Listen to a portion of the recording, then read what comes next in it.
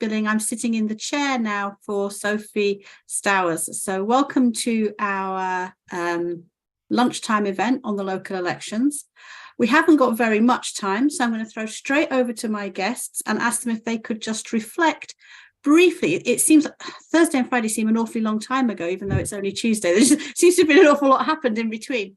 But if they could just offer us their thoughts, immediate thoughts on the results from Thursday, Friday, and even the last one in this morning.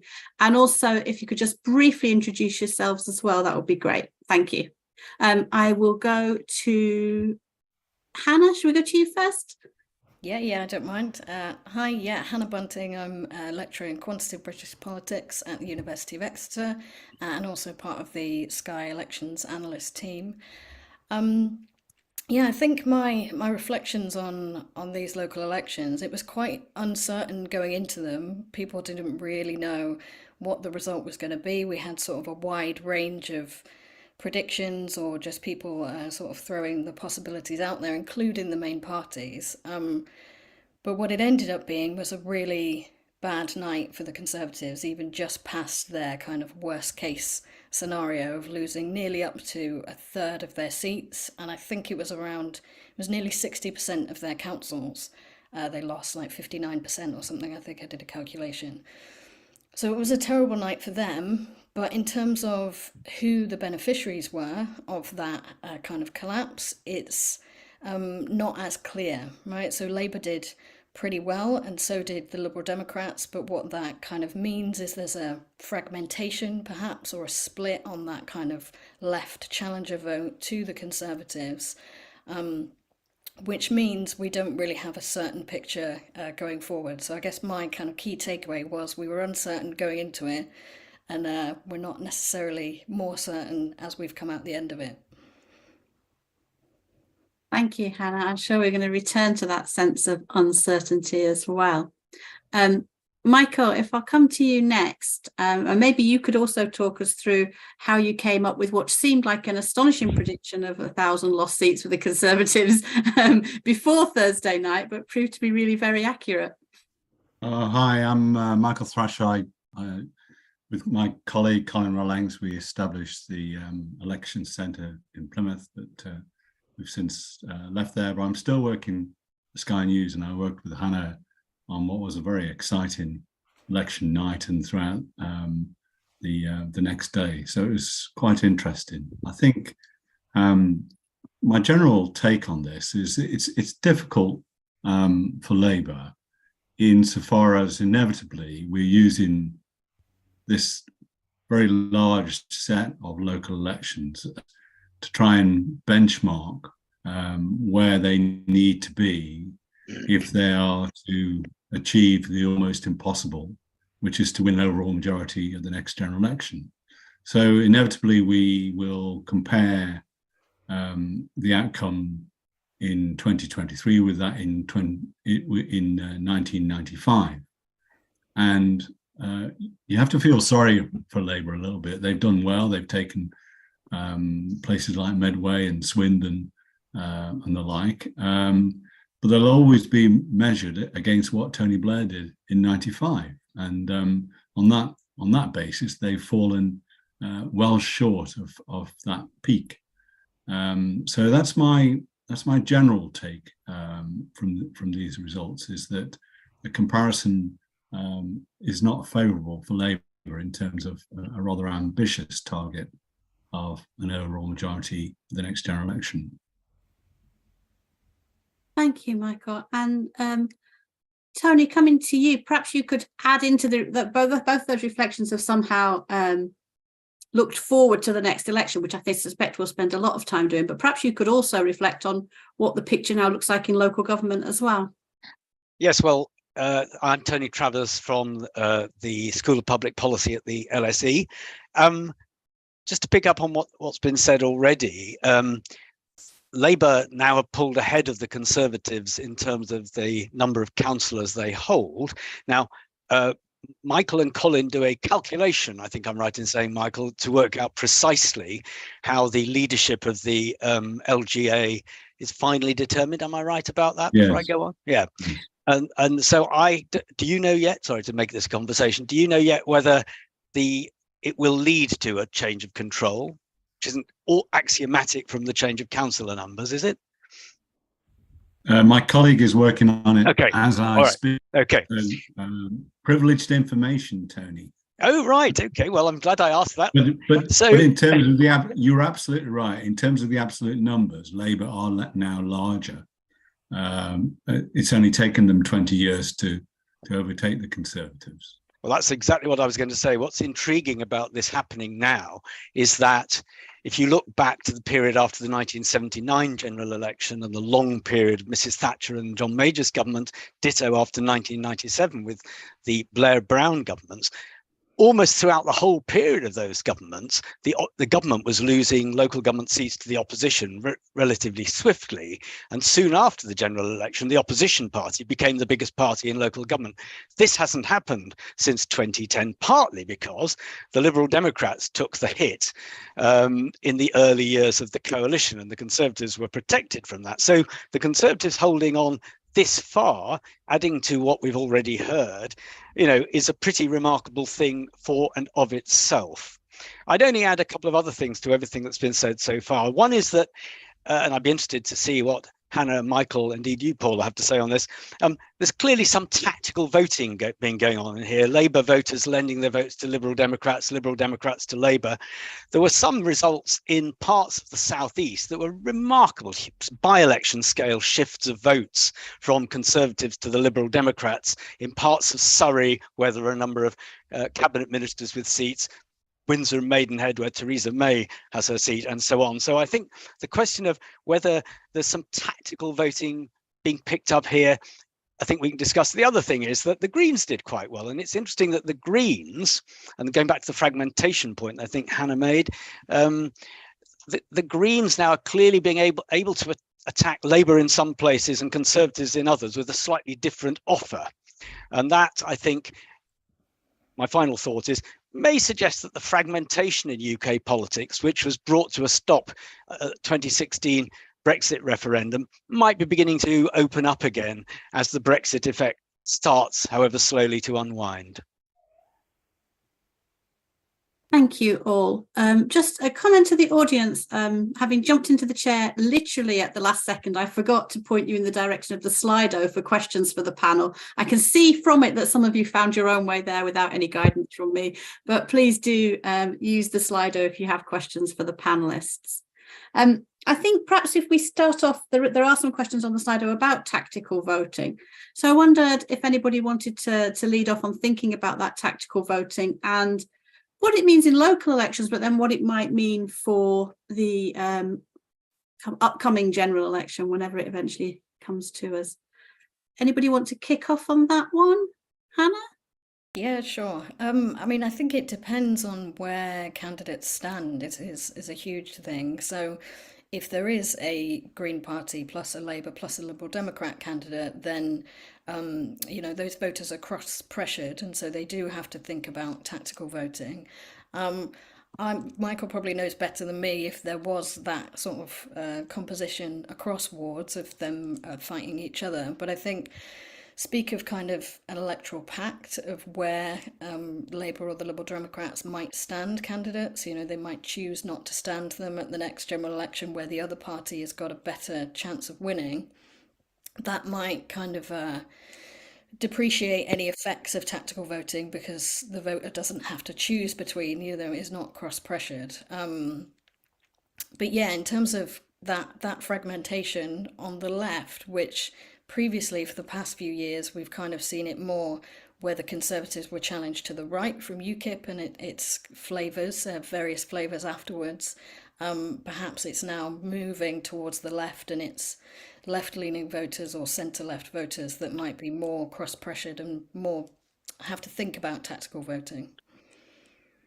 I'm a big skeptic about tactical voting, but it's inevitable, isn't it, that given the outcome, both Sky and the BBC did House Commons projections on the basis of the local election voting data, and both of us had Labour falling short of an overall majority. understandably. And so everyone's climbed on board this idea of tactical voting.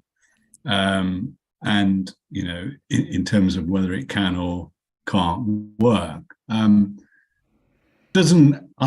never really felt that it crosses over from local elections terribly well, for the simple reason is we've got this kind of image in our heads of, you know, people thinking about tactical voting, and then a lot of people who vote by post would kind of see that their chosen candidate or their chosen party to vote tactically, and we'll say, for the sake of argument, against the Conservatives, that person doesn't appear on the ballot. I mean, the Greens only contested 40% of the vacancies, and the Liberal Democrats 60%. So, you know, there are strong chances that you haven't got a choice, really. So there's that first point, and the second point is how you interpret a result in the aggregate in terms of, you know, clear evidence of tactical voting. And so people don't know what the contest is really like in their ward. And although they might know that it's held by the Conservatives, and they're dissatisfied with the performance of the Conservatives either locally or nationally, they haven't got really much idea of who's in second place, who's best placed to defeat them. Situation in a general election is entirely different, because everyone expects every party to contest every vacancy. And when they're not there, as happened in 2019, when there was strategic withdrawal from some parties, then it's quite clear that there's a deal going on. And you know, that's probably bad news for the Conservatives, but the Conservatives will make considerable hay with that particular phenomenon. They'll say, look, these parties are just trying to stitch up the election. You know, when you vote Lib Dem, you're voting Labour, or when you vote Green, you're voting Labour. So it's not a free ride in that regard, I don't think. I think it would certainly depend on how far time for a change played in a general election. That powerful, given the Conservatives have been in power for so long, whether there was a sense that there was a time for a change, that would obviously exaggerate any tendency in that direction. There was certainly a pincer movement in these local elections, wasn't there? Lib Dem's doing very well in some places, Labour well in others, which itself is interesting in the run-up to an election. Well, there was a pincer movement, but was it a conscious pincer movement? That's the question I always ask. For sure, that the Lib Dem vote, you know, hardly climbed at all from 2019, and yet they made hundreds of council seat gains, and they gained councils. Now, whether that was in conversation with Labour or not, I'd remain sceptical about that. I think they're just very good at knowing where their support is and getting it out there, you know. And ditto Labour. Labour had targeted places in Kent where the Liberal Democrats don't feature terribly strongly, and Labour was also trying to recover from, you know, the debacle of 2019 local elections. But the extent to which there was a conversation amongst them, I'd be sceptical about that. I think we'll just move on to a slightly different question that just come on the Slido, because we are falling into the trap, I suppose, here of focusing very much on a national picture and thinking about the parties in terms of general elections. And one of the questions on the Slido is about the balance between national and local issues at local elections. Maybe Tony, I can come to you first with that one. So to what extent are local elections really about the local and really just a judgment on how the government's doing? Well, it's good to be provoked to make the point, and I'm sure we've all made this point when talking about these elections. They're not a glorified opinion poll. They are real elections for real councillors all over many parts of England this time, Northern Ireland to come. And they are indeed about the quality of local public services. Having said that, there was some polling I saw published last week that asked people the issues that people were driving them to vote. And whilst potholes was in the list, it was not quite as high as the NHS and the cost of living.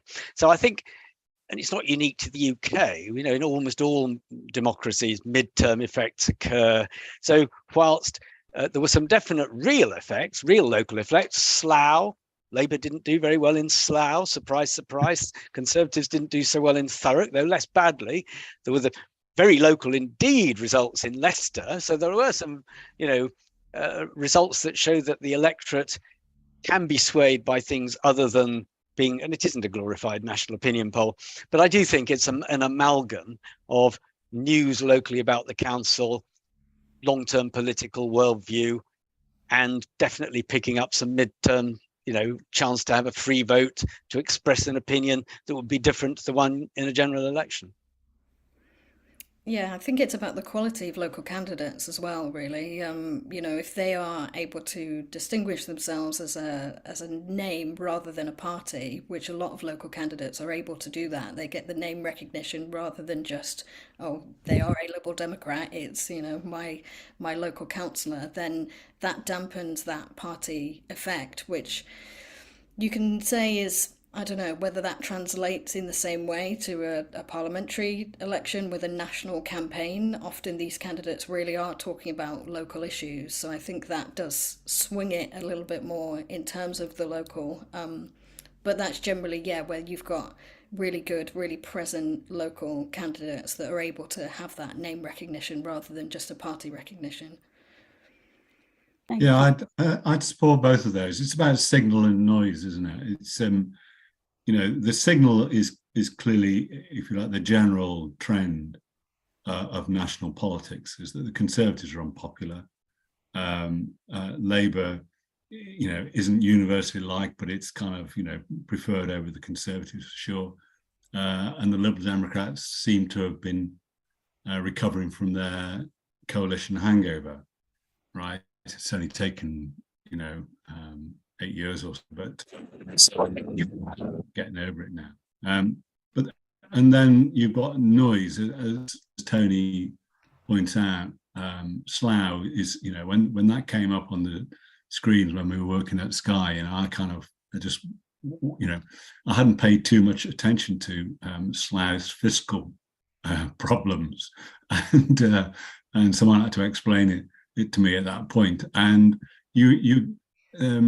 one of the explanations, and I haven't done any proper analysis of this yet, but we're all applauding the Greens for doing very well. They did very well in Suffolk, gaining their first council in mid Suffolk. They also did well in Bayber and another one of the Suffolk district councils. I feel again we need time to analyse it, but in by-elections, what the Greens have been doing is conceits off the Conservatives, and you know there is an awful lot of that kind of thing probably going on out here in terms of the local elections. So there are kind of local protests about whether that be about planning issues, housing, often developments sort of excite Conservative voters to think of alternatives, not necessarily the most natural alternative in this particular case. So overall then, I mean, I share exactly the view of Hannah and Tony that mostly it's about the national picture with kind of local issues coming across, as well as the value of local candidates, particularly in some rural areas where the candidate matters on the ballot rather more than the party still. Thank you. I wanted to pick up there, actually, you mentioned the Greens, and maybe we should spend a little bit of time thinking about the Greens, because they had a fantastic night in many ways, but then if I didn't analyse the results like right down to the ward as you all did, but if I remember rightly, didn't do quite so well in Brighton, kind of falling backwards in those kind of places. Yeah. So I wondered if anybody wanted to reflect a little bit on the Greens. I've seen some arguments over the weekend that they got much better at targeting particular types of councils. Does that account for it? Or I sometimes think of the Greens as being a bit of a none of the above option for some people, but that wouldn't explain how they managed to get these kind of quite concentrated votes and take controls of councils. So I wonder if anybody wanted to reflect a little bit on what the Greens were doing in local politics. Well, I mean, to reflect and both Hannah and Michael may know more about this. If you look back to the London borough elections last year, it was clear the Greens did very well where Labour was very, very powerful and or unopposed, and where it was possible for them to win votes from a very powerful Labour Party when no other party looked capable of providing any sort of opposition. That happened in a number of London boroughs. But I'd be surprised if the Greens who win in rural areas are doing the same things. There'll be a sort of heavily young environmentalist Green voting base in cities, I'm guessing, and a rather different one, possibly more like Liberal Democrats, a bit less pro-development and perhaps anti-development in other places. And I suspect that the Greens, for rational electoral reasons, probably, highlighting different parts of their offer to different voters, Conservative voters in some places, Labour ones and Liberal Democrats elsewhere. Thank you. Well, that speaks a little bit to your earlier point, Hannah, doesn't it, about fragmentation, and even what we think of as smaller parties needing to knit together kind of coalitions of voters because of this fragmented picture that we've got. Would you agree? Yeah, and I think the Greens in particular do well to, be that different sort of party that does stand on different issues, and they tend to have a different kind of message. So for some voters who are frustrated with, the two main parties, but are still looking for something that has a clear message and not just, a protest vote for the sake of it. I think the Greens do really well to pick up those types of voters. And of course, the environment is a huge issue as well, and we don't really hear the two main parties talk about it as much as, a lot of the electorate probably want them to talk about it. So I think they do particularly well there. And yeah, it is a signal that, although people are frustrated with the Conservatives, they're not necessarily rallying behind Labour or any one particular party in being able to sort of change that government or change that local area. It's no overall control has got. That's a weird way of saying 95 councils are under no overall control. So yeah, I think that just kind of signals that although, there's an obvious dissatisfaction with the Conservatives, it hasn't really translated yet into a clear preference for one other party. I'd just like to say, Paul, you're absolutely right. On a night when they gain their first council in mid-Suffolk, they lose serious ground to Labour in Brighton. And we might have a situation where at the next general election, despite the party now having almost 800 council seats across the UK, across Britain, I should say, that they may very well, their parliamentary seat is in jeopardy. But the only other place I think I can think of where they might have a chance of picking up a seat is probably Bristol, where they're easily the largest party there. I think what the Greens need to do, I'm always skeptical about people talking about the Greens organising and targeting and so on. I've got this probably wrong impression of them as not necessarily being a well-coordinated, well-structured party. I could be completely wrong about that. But like I talked earlier about Suffolk, and they did well in the Suffolk County elections not so long ago, and now they're doing well in the Suffolk district councils. And they really should take a leaf out of the book written a long time ago by the Liberal Democrats, which basically is you win a ward and then you target the neighbouring ward. So there are sort of there are effects that it's a contagion, if you like. Perhaps I shouldn't be using that term now, but it is a contagion effect of we've got this one, now we target anything that touches the border with this.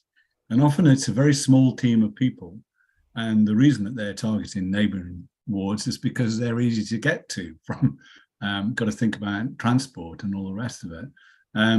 that's what they should be doing. And Suffolk seems to me to be an area where that kind of tactic may well pay dividends. And who knows where the party may lead if they use that particular tactic. Thank you. I'm going to move it on to some slightly different ground for a minute. I was quite surprised not to see a huge collapse in turnout at these particular set of elections, because that would have reflected to me a kind of apathetic electorate, whereas I saw small increases in turnout in various places, not the kind of collapse that we might have expected. So I wondered if you could reflect a little bit on that, on kind of turnout at these local elections. But also we've got a question on the Slido which asked if we could reflect specifically on the impact of voter ID. And those two things seem to be slightly contradictory, that we didn't see a collapse in turnout, but what was the impact of voter ID? But I thought I'd package them together into one turnout question for you to have a go at. I don't know who wants to start us off on that one. I'll have a go. I mean, there've been pilots for voter ID which hadn't led to any evidence of a massive fall away in turnout. There were people turned away and who didn't return. But until more detailed research is done, it'll be hard to work out, in a sense, what the drivers of the relative impacts of apathy not gaining as much as perhaps you expected, Paula, and voter ID not taking away as many votes as some people had expected. But it doesn't look as if, I mean, it's interesting, we're always surprised by local government turnouts, which don't fluctuate massively over time. They went up in the year of the poll tax in 1990 for obvious reasons in some places and indeed overall, but generally they go up and down a little bit around this relatively low figure that they cling to.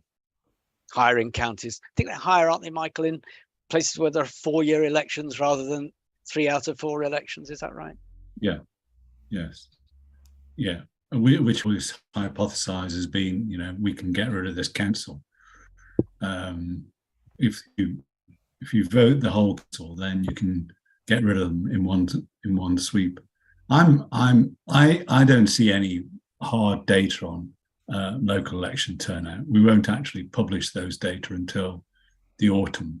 They're just not freely available. Many local council websites don't provide the turnout because they're not legally required to do.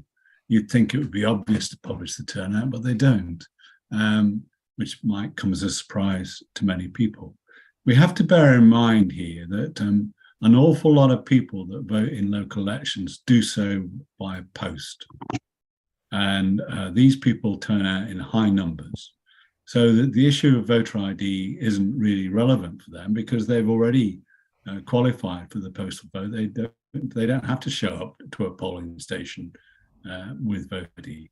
So given the proportion of people who would have voted in the local elections that do have a postal vote, we're now talking about seriously small numbers of people actually going to the polling stations.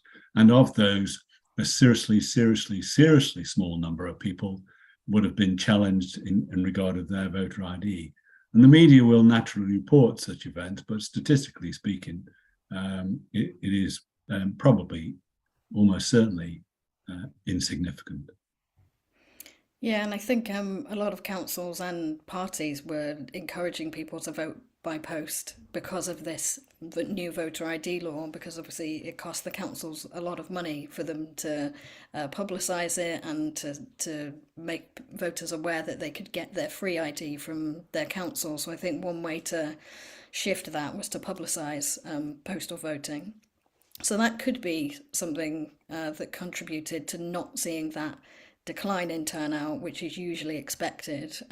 But yeah, as Tony said, when there was the pilots, it was a bit of a mixed bag. There was some depreciation in turnout, and then some where there was a little bit of a rise because there was more advertisement. So yeah, I don't think we'll really see what the effects of that were until after the Electoral Commission have done their report. But we might never really know, because some people could have seen the poster, you need your ID, walked away instead of being turned away and then not returned, so it will be difficult if possible at all to be able to tell what voter ID, what the impact was on this election.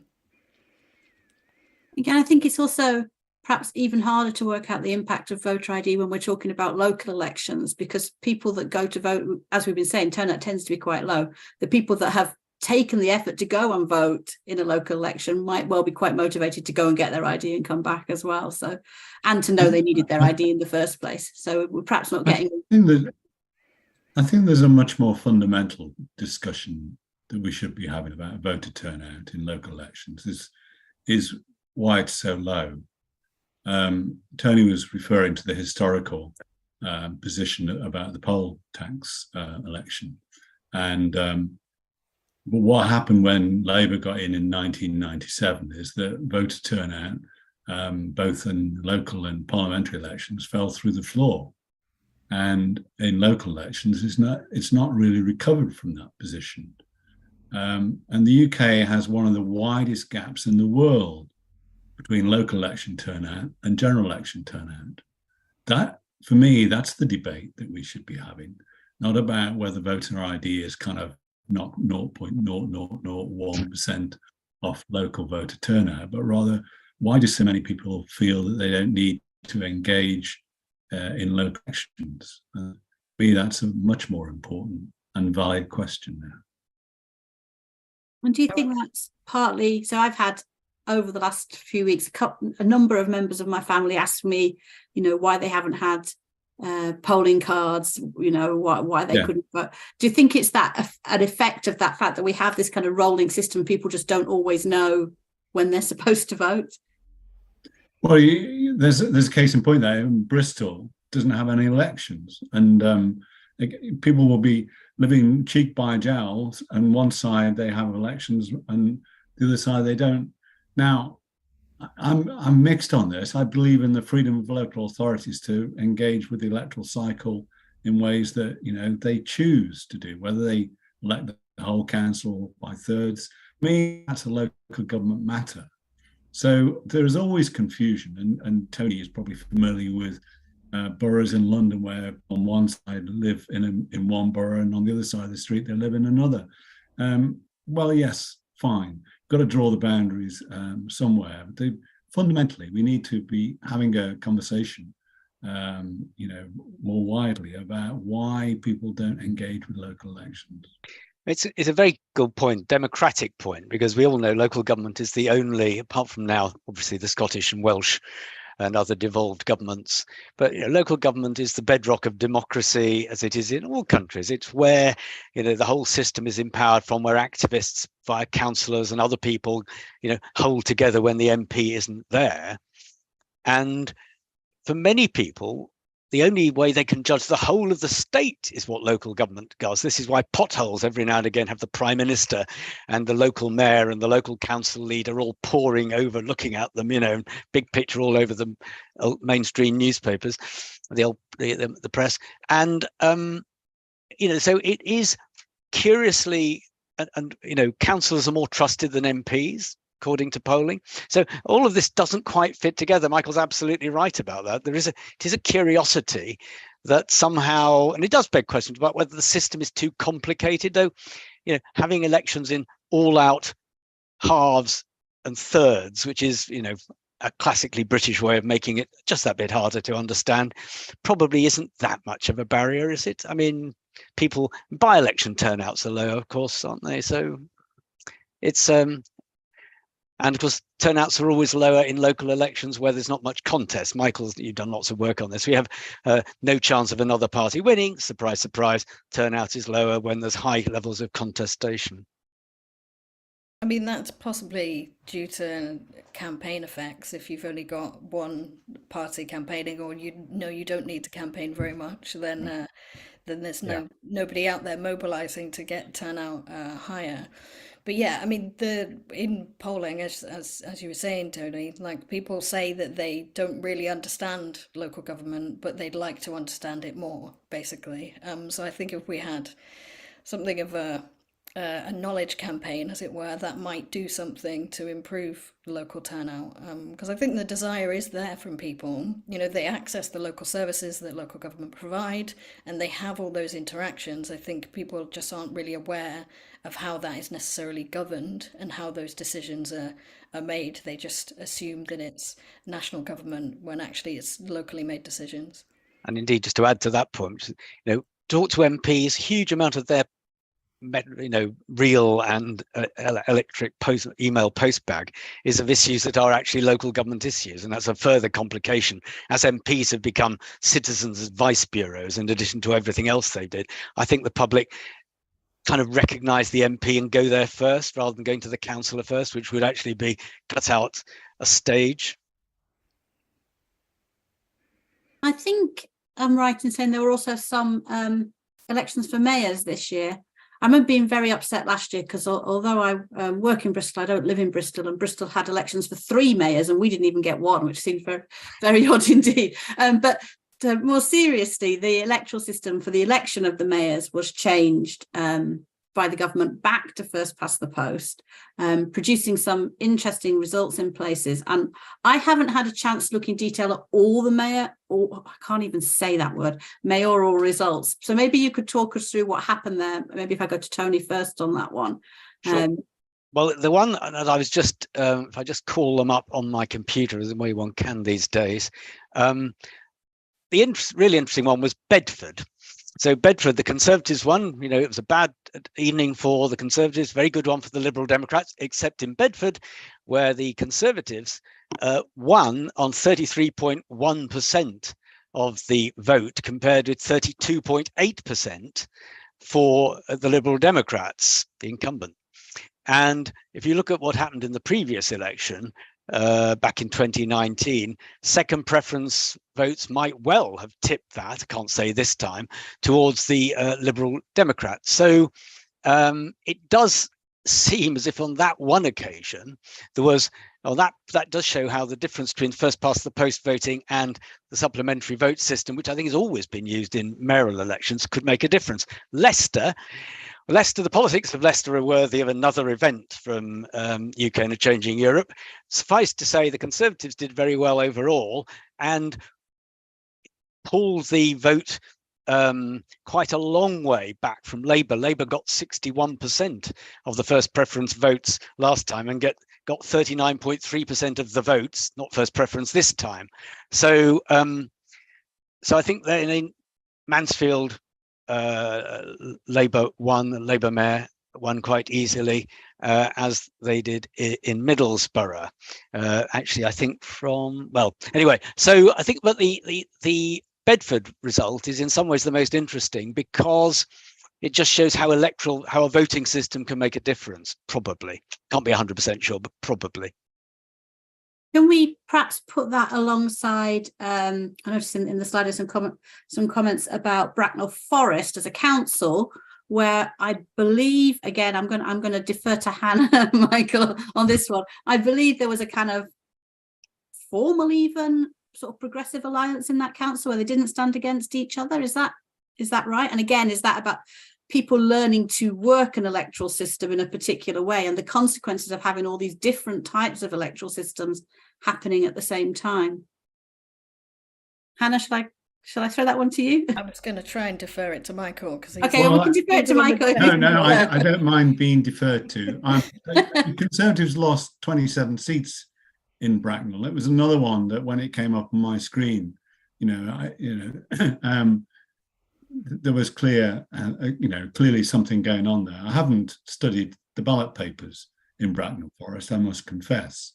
I mean, there were over 25,000 candidates in 5,000 wards, Paula. So it's it's quite a big task to sort of look at this kind of detail, and there will be some places where there will be local parties doing deals with one another, and then conversations are not nationally driven but locally driven, and where the people, say in the Greens and Liberal Democrats, simply know one another, and they will, and they will cooperate with one another, or they'll simply stand aside and let the party that they think will unseat the Conservatives.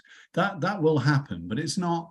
I would say that's a rather fragmented approach rather than anything concerted. And I got told off recently for suggesting that the Liberal Democrat leader, Sir Ed Davey, was in favour of electoral pacts, and he says the party says that they plainly aren't in favour of electoral pacts at this level. We shall see. I just wanted to go back to, I need to have my full pennyworth on the mayoral elections. I am on record for many years. Tony's right. They were in. This system was inaugurated for the London mayor election in 2000, and I remember people explaining the voting system to me, and I explained it to someone at Sky's Millbank studio, and he asked me the questions about how it worked and so on and so forth, and I said, no, you don't need an absolute majority of votes to win. And the person that I was explaining this system to was Ken Livingstone. So if the candidate doesn't understand the system, the voters certainly never did.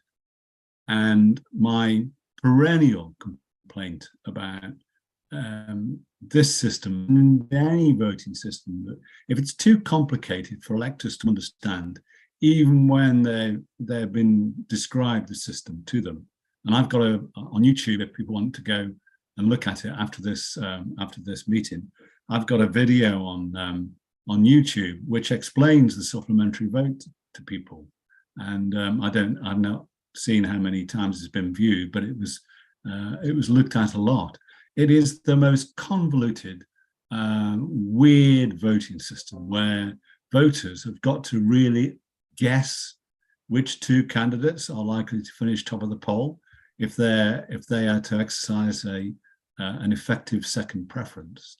So I, for one, welcome back the first past the post system, but whether it impacts upon independent candidates or not, we really have too few elections to go on yet. But it did make a difference in Bedford. Tony's right.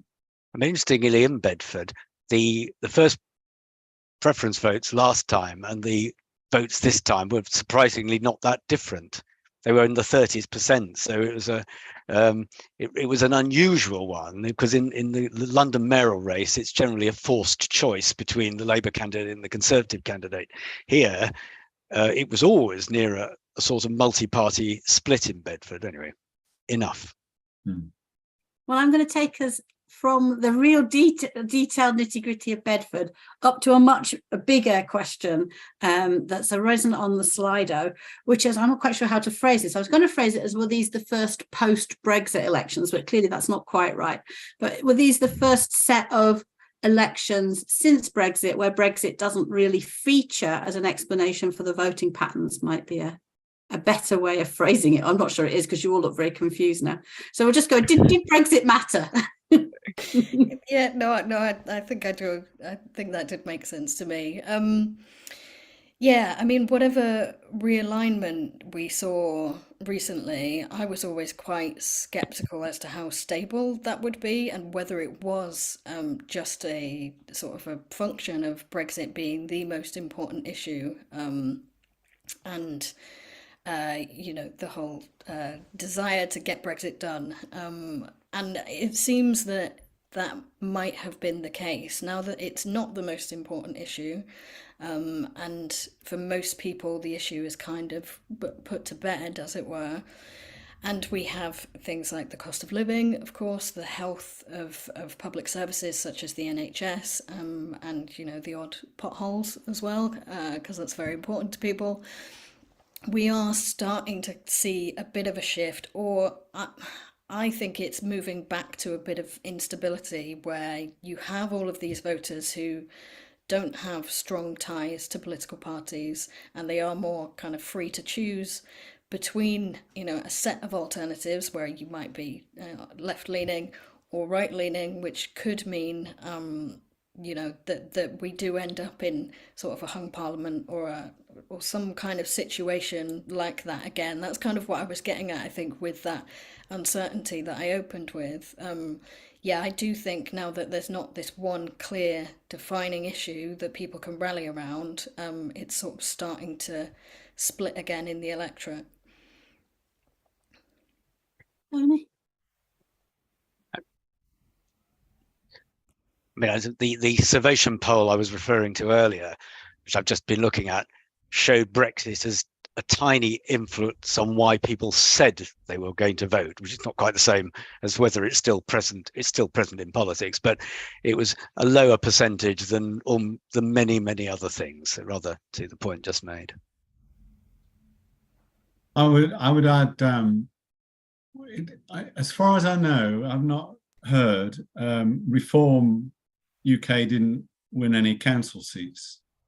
They stood about 450 candidates, and because of the way in which the data we get the data, it's not fine-grained enough at the moment to know how those 450 Reform candidates performed. But if you look at the change in share of the vote, 2019, 2023, it's quite clear that although the Tories fell back, wasn't a collapse by any stretch of the imagination. Labour did advance, but it's the vote for independence and others that really has fallen back. So in that regard, there's probably some unwind from people that voted UKIP that might now be voting Reform. Those kinds of people don't seem as many as there were, but you know, I think it's probably too early to give a proper definitive answer to Paula's original question. I think A very badly phrased question, but it was the case. I think your colleague over at Sky, Will Jennings, was posting charts that was suggesting that Labour was making most progress in areas where there was a larger Leave vote, which suggests some unwinding or rewinding potentially of the relationship. The problem, Paul, the problem there, Paul, is that you've got it is unwinding. It is associated with Leave. But a lot of these places had independent candidates, and these independents just, Mansfield, Bolton, Middlesbrough, and Stoke, and so on and so forth. And to kind of just read across that these people were, UKIPers or anti-EU and so on is not necessarily, a sensible thing to do or the right thing to do on every occasion. It will be the case in some areas. It won't be the case in others, I suspect. Yeah, I mean, I'm the first to caution against the ecological fallacy of reading across from flows to individual behaviour, especially when we're talking about elections with relatively low turnout. So you've always got more voters that didn't vote that we know nothing about than those that did. But they're just looking at the geography of it, there seems to be something of an unwinding. And I wondered when I was looking at the results. So I was very interested in these independents last time round, because last time in 2019 local elections, it really did look like a set of results that was a plague on all your houses. I don't want any of this lot. And independents, residents associations, that group did really quite well in those local elections. And it seems as though that mood has shifted now. And maybe instead of it being a plague on all your houses, it's a plague just on the government house. That's the one that everybody is now wanting to get rid of. I wonder if you felt that was an accurate reflection of the shift that we saw. I don't know who wants to go first. Can I ask Michael a question? Because the Conservative vote share, the national equivalent vote share, what was the number you came up with? Forgive me, No. We came up with 29, and compared with the 31 that they had in 2019. So in other words, a 2-point drop. Yeah. And a 2-point drop is what the BBC had for the Conservatives as well. But by their long-term standards, 29% is not a great recent long-term standards. 29% for the Conservatives is not a great national equivalent vote share, is it? No. No, Slightly it's not. to Paula's point. Yeah, it's not. And you know, my opening remarks were to the effect that if the Tories are on 29 and Labour is on 36, that's a 7-point lead. And again, I think I'm right in saying that I think the lead on the BBC figures is slightly larger, but neither are anywhere near where they need to be. Right.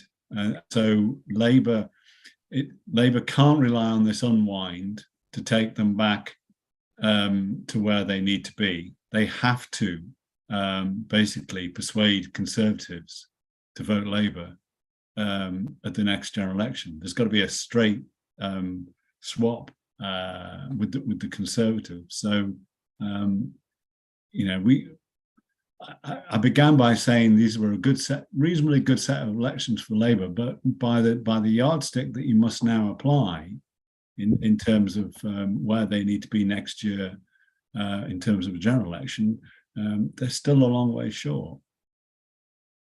Looking up there, your figures, the last time the Conservatives got 26% in locals was 2013. When they got 26%, sorry, in 2013. But you then have to go a long way back to 1996 to get to 29%. Yeah, and the split in 95. If you're reading my figures there, I am, Tony. I think 47-25 was the split. So Blair 47, and 25, and that's the margin where Labour went to a landslide win. And just in terms of the number of seats that Labour have got to win, you know, that's comparable to what Blair did in 97. And I think that's the point, isn't it? That it's not just a two-party system anymore. And of course, we've got whatever's going to happen in Scotland, you know, which makes it all the more difficult for any challenger party, especially Labour. But yeah, I would probably agree that instead of a plague on all your houses, it's a plague on the Conservatives, but I haven't really chosen my other house yet. Yes, I think we could probably argue amongst ourselves for another hour as to whether or not Labour did well enough. But we're all pretty much agreed, I think, that the Conservatives are in trouble and something really needs to dramatically change for them to be on course for any kind of victory in a next general election. We've only got 5 minutes left, and I was told we were going to be chopped off very promptly at 2 o'clock. So I'm just going to finish with one last round of questions, and I'm going to ask you each what surprised you the most as the election results came in. What was the thing that you didn't know before, you didn't have an inkling of, that as the results came in really surprised you? And I don't know who to go to first for that one. Who looks like they want to take that one first? Well, I don't mind jumping in while the other two. You know, it's a big question, that is, Paula. And I think what surprised me most was, you know, and Tony very kindly, you know, and you very kindly referenced the fact that we'd said 1,000. I pointed out to people that wasn't a prediction, but the fact that people have picked it up and said that Rallings and Thrasher predicted 1,000 losses, I'm not going to contradict them. I wouldn't go on public and you know, on air and all the rest of it and say no, that was just it was just luck. And we never talk about the year like 2011 where we got it drastically wrong, because again, as Tony mentioned earlier on, what happened in the first elections after the coalition started is that it was the Lib Dems that got hammered, and the Tories made big gains from the Liberal Democrats. So it's business is forecasting. But the surprising thing for me was that the Tories picked up on that 1,000, and you know, what they didn't do is come and ask us, you know, how did you arrive at this, and so on and so forth, so they could work it out for themselves. And so that led me to believe that they were probably looking at 500 to 600 losses. And Labour were saying that rather dramatically that the Tories should be gaining seats at these local elections because they'd done so badly in 2019. So I was struck by the naivety of the two main parties. And the Liberal Democrats avoided mentioning seats because they just said they were targeting councils, rather successfully as it turned out. I was surprised at the naivety of the two main parties in terms of how they went about trying to steer the media narrative in terms of what was going to happen in the local elections. That surprised me most of all. Thank you. Yeah, I've been. Oh, sorry, Tony. No, go, Hannah, go for it. Honestly. Yeah, I mean, I would probably say two things. One of the, that 1,000 seats, when after just a few hours, when we could see, a quarter of the councils had declared or something, and it was like the Conservatives are losing 1 in 3 seats. When you start putting it in those terms as the results come in, it's like, wow, they were already at a bad situation, and it's now got worse. So that was definitely something that was surprising to me. And also looking at the precarity of some of these councils, the Conservatives could have lost half by losing 5 or fewer councillors. So just seeing how, although we might look to Parliament and say, oh, the Conservatives have got an 80-seat majority or whatever it might be now with, with defections or whatever, independents, the precarity that exists at the local level was sort of one of the things that surprised me, and therefore the potential for churn and for all of these seats changing hands and councils changing hands. Thank you. And Tony? Last but not least, well, I think what I would call, I was slightly surprised, though it has been happening before, the sort of, and forgive me everybody in the wider southeast, but the Londonisation of the southeast, which seems to be going on. That is that the southeast, the rock solid Conservative voting southeast, is now, if you look at the map, a patchwork of no overall control, Liberal Democrats. There's still a certain amount of Conservative to the east of London, but to the west, not much anymore. And that, I think, I was surprised at the strength of it, particularly at some of the results in places like Windsor and Maidenhead and Surrey Heath. If I were a Conservative strategist, I'd pause long and hard and worry about it. Thank you. I think I can just about wrap us up on time here if I go quickly. Just remains for me to thank the three of you for your reflections. It's lovely to chat to you, and I'm sure we could go on for longer. Apologise to anybody on the Slido whose question I haven't asked in quite the form you asked it. I did try to cover all the topics, and thank you all very much for joining us for our UK and a Change in Europe lunch hour. Thank you.